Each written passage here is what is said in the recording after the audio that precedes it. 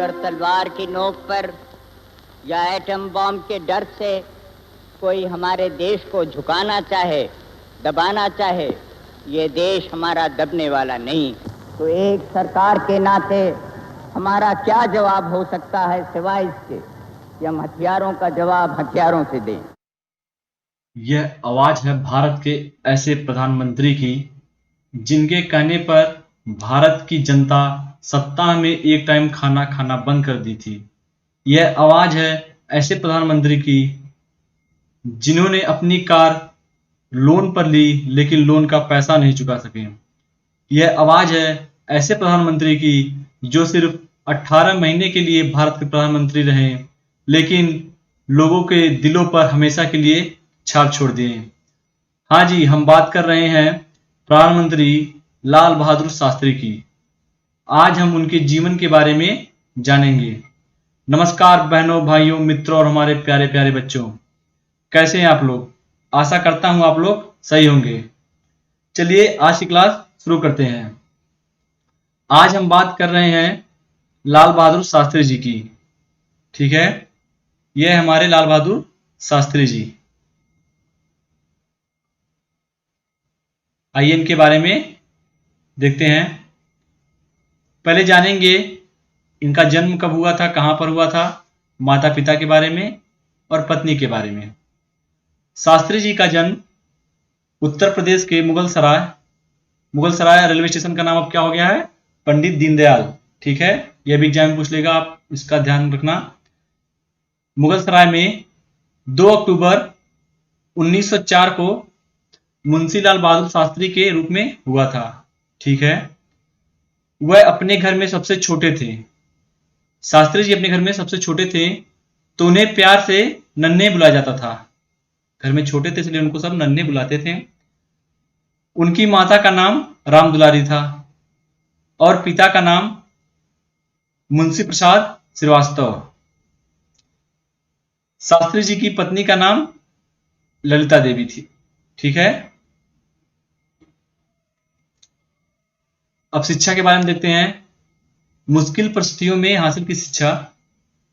बचपन में ही पिता की मौत होने के कारण नन्हे अपनी मां के साथ नाना के यहां मिर्जापुर चले गए। शास्त्री जी के पिता का निधन लगभग 1.5 या 2 साल की उम्र में जब थे, उनके पिता का निधन हो गया था। तब वह अपने मां के साथ मिर्जापुर चले गए, अपने नाना के घर। ठीक है, यहीं पर ही उन्होंने प्राथमिक शिक्षा ली। उन्होंने विषम परिस्थितियों में शिक्षा हासिल की। कहा जाता है कि वह नदी तैरकर रोज स्कूल जाया करते थे क्योंकि तब बहुत कम ही गांव में स्कूल हुआ होते थे। वह नदी पार करके नदी के उस तरफ स्कूल जाया करते थे बचपन में। आइए हम जानते हैं लाल बहादुर शास्त्री जी को शास्त्री क्यों कहते हैं। लाल बहादुर शास्त्री जी जब काशी विद्यापीठ में संस्कृत की पढ़ाई करके निकले तो उन्हें शास्त्री की उपाधि दी गई है। जो भी संस्कृत विद्यालय से पढ़ के निकलता है उसको शास्त्री, आचार्य की उपाधि दी जाती है, तो इनको शास्त्री की उपाधि दी गई। इसके बाद ही इन्होंने अपने नाम के आगे शास्त्री लगाना शुरू कर दिया है। आपके जानकारी के लिए बता दें, जब ये 12 वर्ष के थे तब ये जाति के बहुत विरोधी थे, इसलिए इन्होंने अपने नाम के पीछे से श्रीवास्तव शब्द हटा दिया था। सिर्फ इनका नाम फिर क्या रह गया था? लाल बहादुर। लेकिन जब ये पढ़ के निकले तो इन्होंने शास्त्री की उपाधि ली। इसके बाद ये अपने नाम के पीछे शास्त्री लगाने लगे, तब से इनका पूरा नाम हो गया लाल बहादुर शास्त्री। 16 साल की उम्र में उन्होंने अपनी पढ़ाई छोड़ दी और गांधी जी के असहयोग आंदोलन में शामिल हो गए। मात्र जब 16 साल के थे तब इन्होंने अपनी पढ़ाई छोड़ दी और गांधी जी के असहयोग आंदोलन में भाग लेने लगे। शास्त्री जी का विवाह सन 1928 में ललिता शास्त्री के साथ हुआ, जिन्होंने 2 बेटी और 4 बेटे हुए। ठीक है, शास्त्री जी का विवाह कब हुआ था? 1928 ईस्वी में। 24 वर्ष की आयु में इनका विवाह हुआ। किससे? ललिता शास्त्री से। उनको 2 बेटियां और 4 बेटे हुए।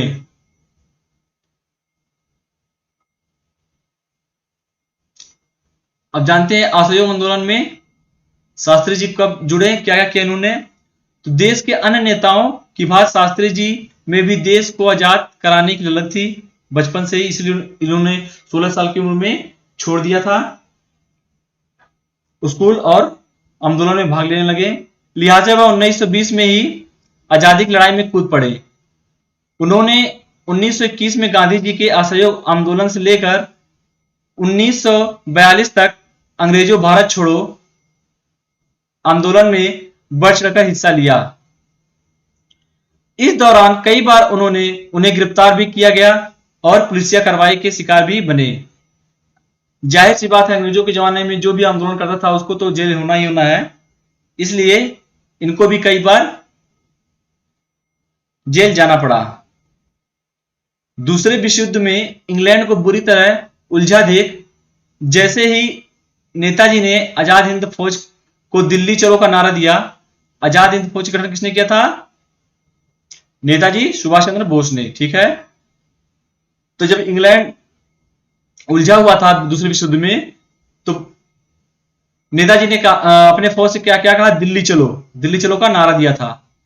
और गांधी जी ने मौके की नजाकत को भांपते हुए 8 अगस्त 1942 की रात में ही मुंबई से अंग्रेजों को भारत छोड़ो व भारतीयों को करो व मरो का आदेश जारी किया। तो 1942 8 अगस्त को गांधी जी ने कौन सा नारा दिया? भारत छोड़ो। किसके लिए? अंग्रेजों को। और भारतीयों के लिए क्या नारा दिया? करो या मरो। ठीक है,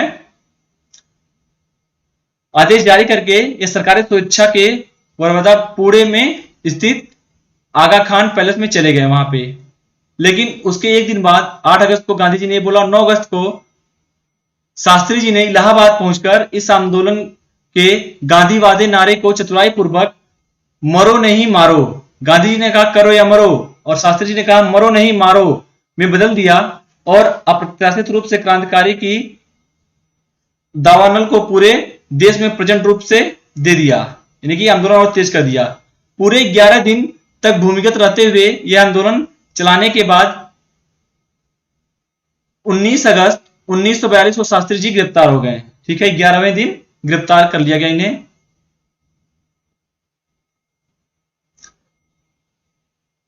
और फिर देखिए आजादी के बाद क्या हुआ। आजादी के बाद वे 1951 में दिल्ली आ गए एवं केंद्रीय मंत्रिमंडल के विभिन्न विभागों का प्रभार संभाला। वह रेल मंत्री, परिवहन विभाग, संचार मंत्री, वाणिज्य एवं उद्योग मंत्री, गृह मंत्री व नेहरू जी की बीमारी के दौरान वह अन्य विभाग के भी मंत्री रहे। ठीक है, आपके लिए जानकारी के लिए बता दूं हम कि जब ये एक रेल मंत्री थे तो एक दुर्घटना हो गया था। रेल मंत्री जब थे उनके द्वारा इन्हीं के टाइम पर 1956 में महबूब नगर में रेल हादसा हो गया, जिसकी जिम्मेदारी इन्होंने अपने पर खुद ली और रेल मंत्री पद से इस्तीफा दे दिया। और आज के नेता होते हैं, कितनी बार इस्तीफा की बात करो तो वे इस्तीफा देते भी नहीं है। इन्होंने बिना किसी के कहे सब जिम्मेदारी अपने ऊपर ले ली और इस्तीफा दे दिया। ऐसे थे हमारे लाल बहादुर शास्त्री जी।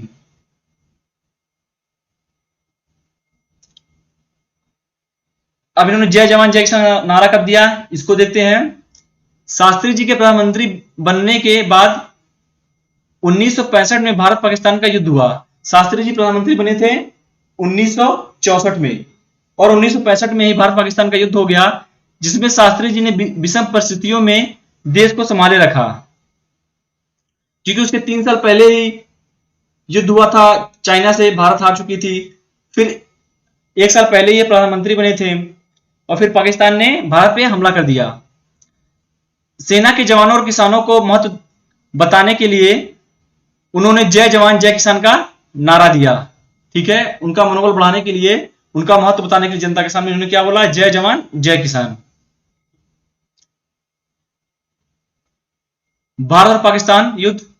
ठीक है, 1964 में जब शास्त्री जी प्रधानमंत्री बने, आपको बताया ही था, और उनके शासनकाल में 1965 में भारत और पाकिस्तान का युद्ध हो गया। देखिए शास्त्री जी ये हैं, कद भले इनका छोटा था लेकिन हौसले इनके बहुत बुलंद थे। ठीक है,